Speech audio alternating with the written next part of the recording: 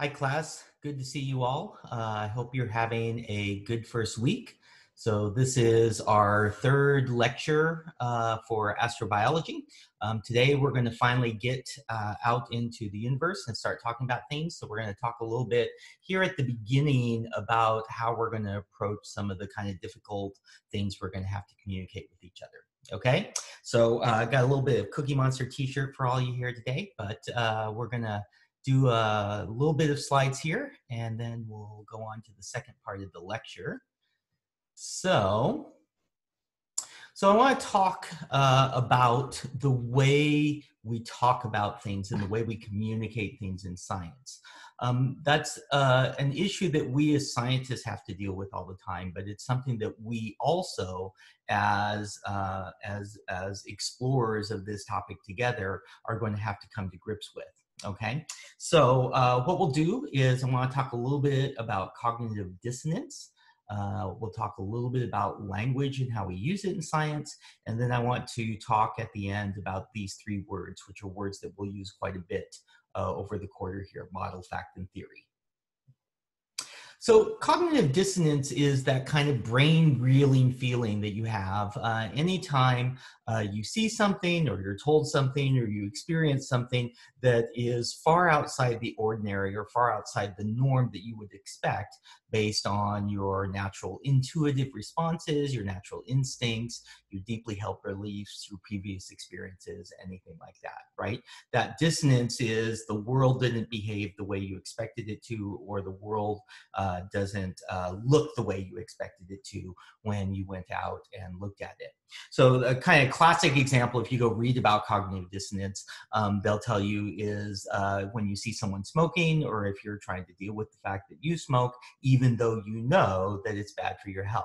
Your brain kind of trying to reconcile those two things finds difficulty with that, and that's what we call cognitive dissonance. My favorite example of cognitive dissonance is sitting in horror movies. So here's Dallas in the movie Alien, apropos to our course here today. And so in horror movies, right, we're all sitting there and we know they shouldn't go crawling down those dark, confined spaces like Dallas is doing there in the movie, armed with nothing but a barbecue lighter. We know exactly what's going to happen. We're sitting there in our seats screaming, no, no, no, no, no. And what's going on is he's going to get eaten by the alien. Right? So that's cognitive dissonance as well, right? Your brain knows what's going to happen. The world's not behaving that way, or it's not behaving as you expected, and things go awry. So trying to deal with that is what we call cognitive dissonance. Now, the reason we're talking about this is we are definitely going to experience some cognitive dissonances in this class. This topic that we're talking about is one that lends itself to dissonance very well because for a variety of reasons, right? So here's a kind of first example, is that we have no idea what life off of the Earth is going to look like.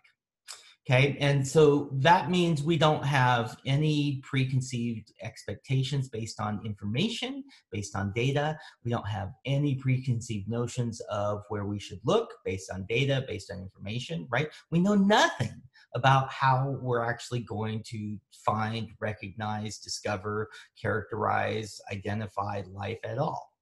Okay, but at the same time, we have awesome imaginations.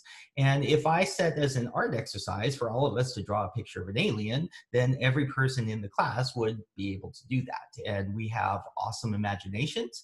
We can all imagine what we think aliens might look like. We've all seen movies where people have imagined what aliens look like. And you and I in particular, this is more so true now than it was, say, 20 years ago.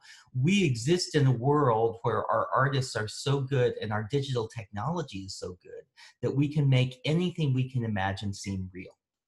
And the cognitive dissonance that we are going to experience is precisely that delicate balance between remembering, realizing, knowing that we don't have any idea what we're talking about, but at the same time being able to visualize and give it some kind of tangible reality through our imaginations and our ability to represent our imaginations using the technology at our disposal. Okay, so that's a big piece of cognitive dissonance that we'll have to deal with.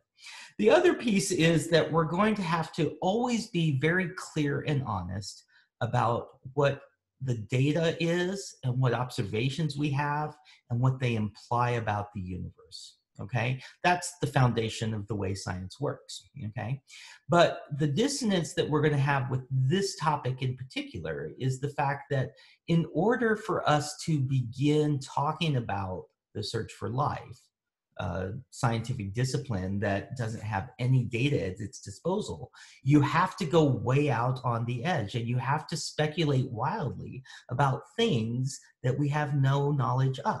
We don't know anything at all about life, so we don't really know what the right thing to do is to go look for it or to identify it or whatever question we're going to ask about it. And so in order to give ourselves something to work on, some problem to address so we can decide if we're making progress in the search for life off of the earth, then we have to speculate wildly. And sometimes that means we have to imagine things we might not be able to prove.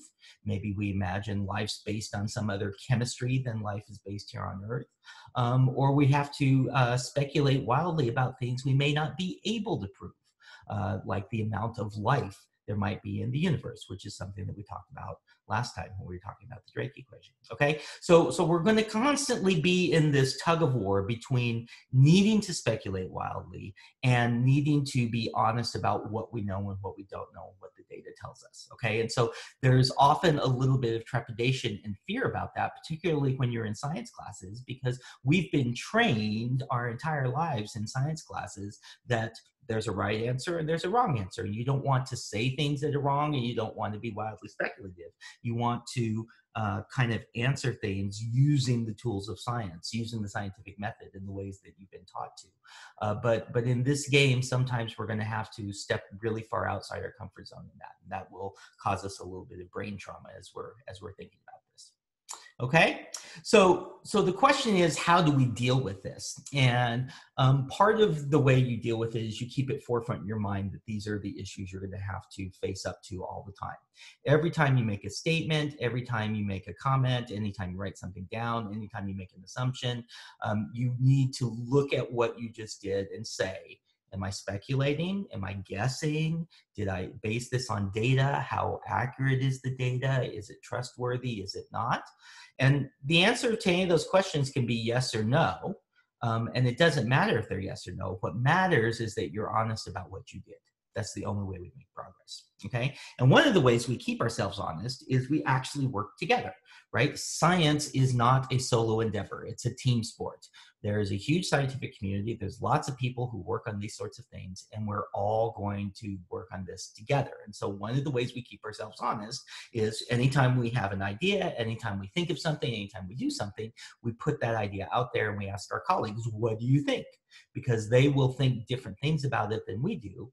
And those conversations about what do you think, what do I think, how is what we think the same, how is what we think different, what does that mean we should do next, is how we actually make progress. Okay?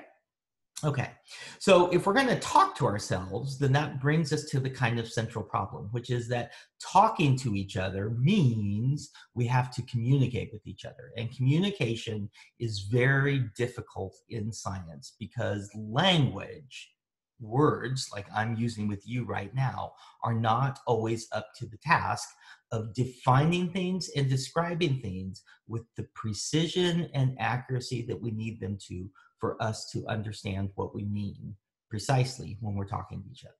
Okay, so I have an example that I like to show people about that, which is I can show you these two colors. Okay, if you take these two colors around to all your friends and you ask them, what are these two colors? Then you will get as many different answers for those colors as people you ask. Okay, so that top color is, some people will call it yellow.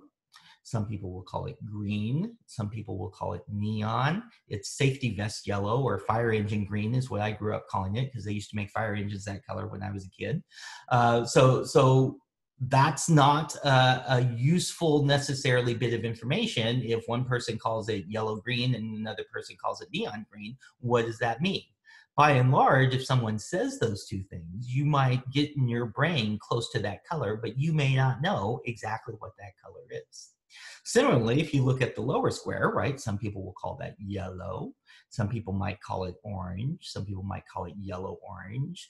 A handful of people will call it mango, okay? But again, it has that same difficulty, taxi cab yellow, right? We don't know exactly what color people mean when they say it, but it'll get us close to the ballpark.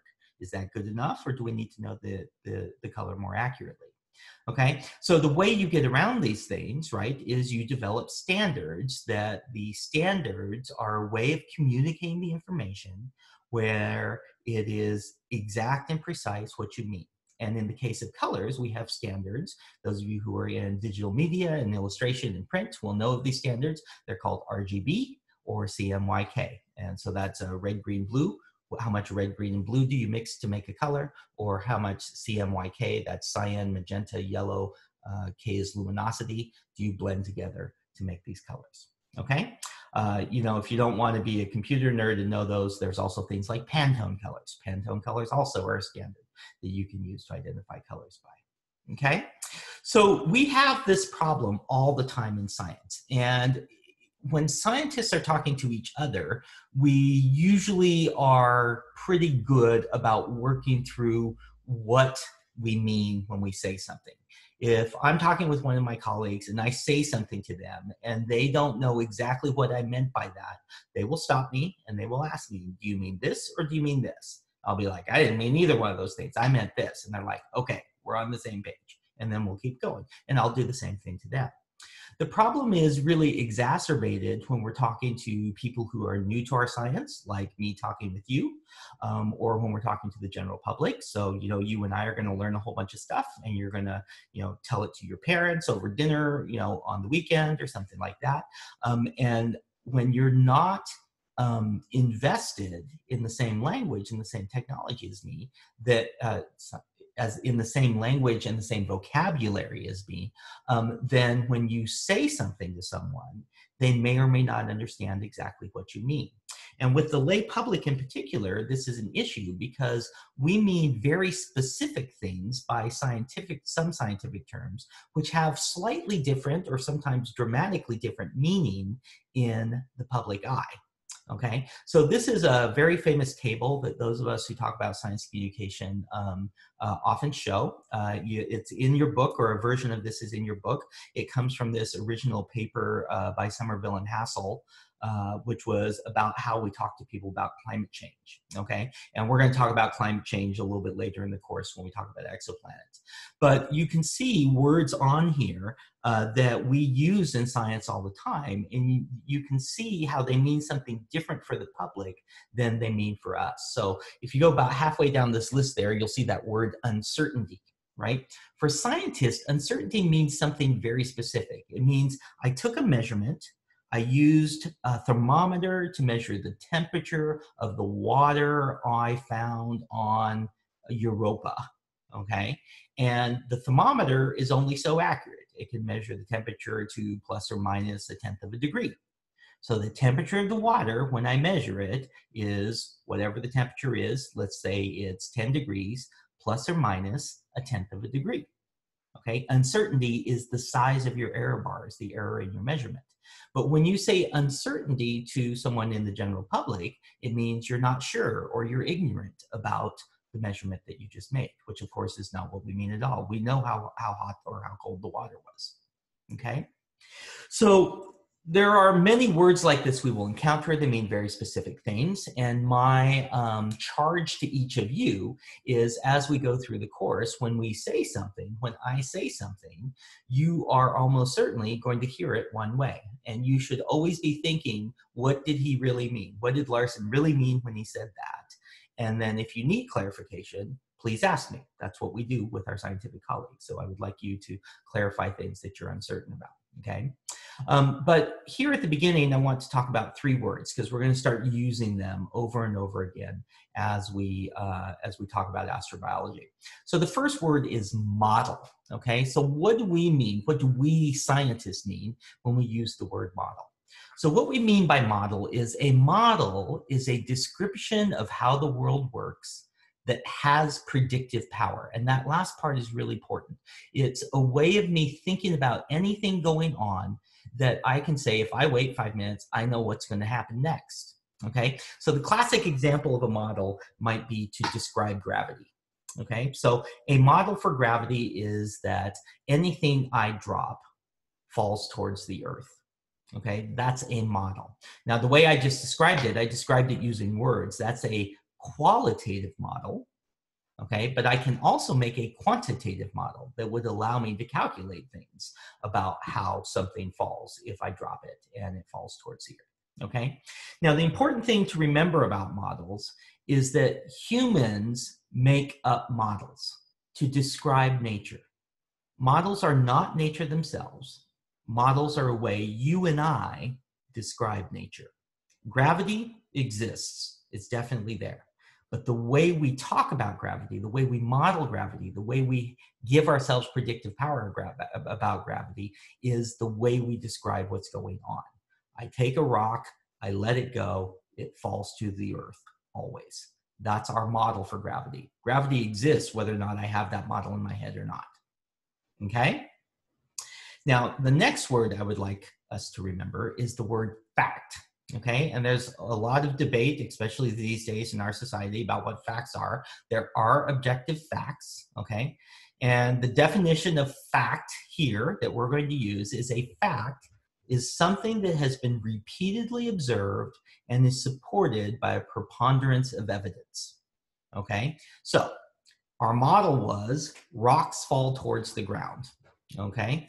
So a fact is anything I let go in my hand will fall towards the earth. So if I take a glass of water and I hold it over your head and I let it go, it is going to fall on your head. That is a fact, because that experiment has been done 1 billion times by humans since the dawn of time, and there is a preponderance of incontrovertible evidence that that will ever be violated, okay?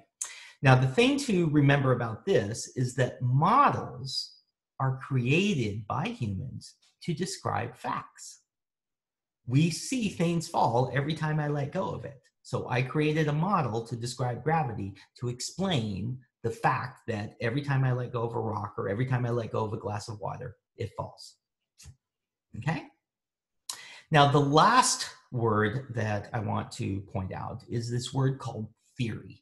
Okay, and theory is something we use in science all the time, and we mean something very specific about it. It's not our favorite pet idea. It's not a guess. It's not a hunch, right?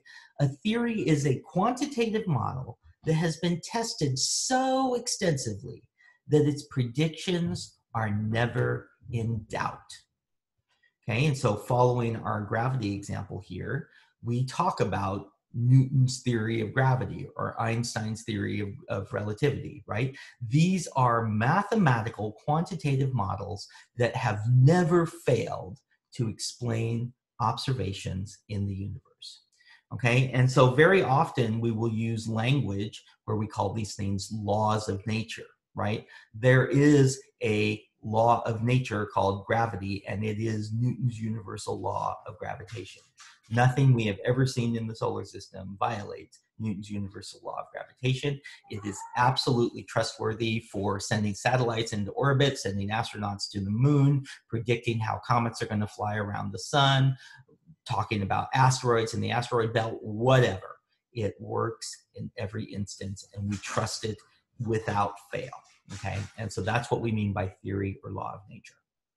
Okay, so that's the framework we're going to use. We're going to be introduced to a lot of ideas this term, but as we go through, right, we're using language. Me and you are talking with each other to communicate. We will put quantitative laws, quantitative results, quantitative calculations on top of it in order to be clear about what we mean, but we're going to have to rely on language. And so it's important to keep these things in the back of your mind as we go along.